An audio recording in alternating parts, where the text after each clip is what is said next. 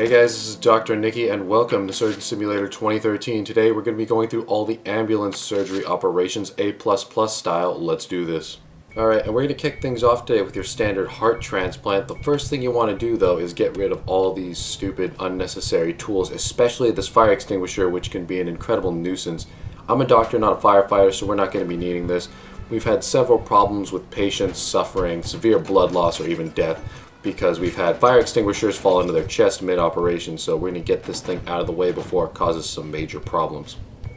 Alright, now that that's out of the way, let's go ahead and grab our bone saw tool and remove the rag from the patient. Let's see what we're working with right here.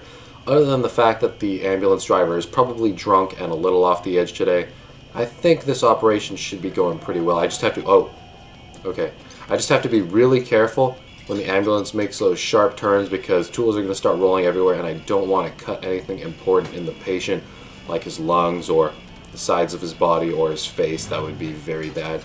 So we're going to be very careful as the ambulance goes over speed bumps or just little holes in the road and makes these sharp turns. Oh jeez. Okay, and let's get that green oxygen tank out of the way. It's just as annoying as the fire extinguisher.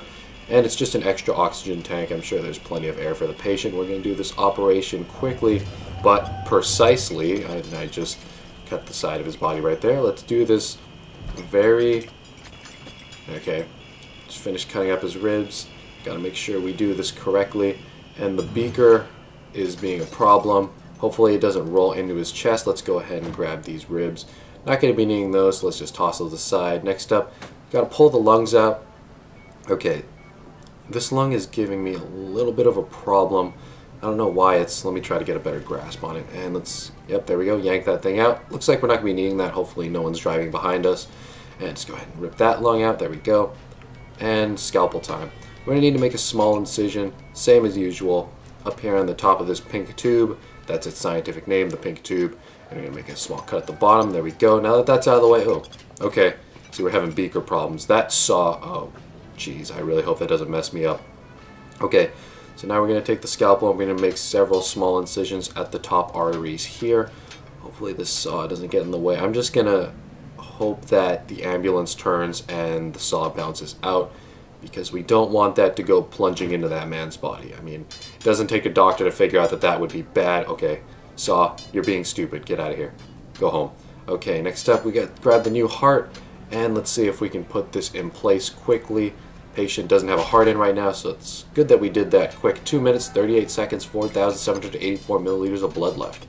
Alright, now it's double kidney transplant time. Starting off the same as usual, we got to get this stupid fire extinguisher out of the way because it can cause more problems than it solves. It's not like the back of an ambulance can catch on fire or anything. And let's get this blue rag out of the way. Gonna have to grab a scalpel. Those are over here. And we're going to need to make a small incision in the bottom right of the intestine right here and several ones on the top left. Let's cut the bottom right. There we go. Top left time, and good. We quickly got those intestines out of the way. Could also make a small cut in the patient's stomach. This guy's stomach is really high up for some reason. And we're going to need to pull out his liver as well. You can just rip that straight out. That's not really securely attached to anything. And let's go ahead and remove these intestines. These are just going to be in the way. Hope we're not freaking anyone out by throwing just random body organs out of the back of the ambulance. And you notice there's no siren going. I'm not too sure why that is. You'd think if we were driving this fast and this recklessly that we'd have a siren on to get to the hospital faster. But no time to go to the hospital. We're just going to complete the surgery in the ambulance. Got the kidney removing tool right here, and I'm having a little problems with the right one right here. I'm going to try to reorient my hand and make a cut down there. Come on. The left one got loose pretty quickly. Oh, the right one actually is loose. Okay, good thing we ran over that speed bump. And let's see if we can push these out of the way.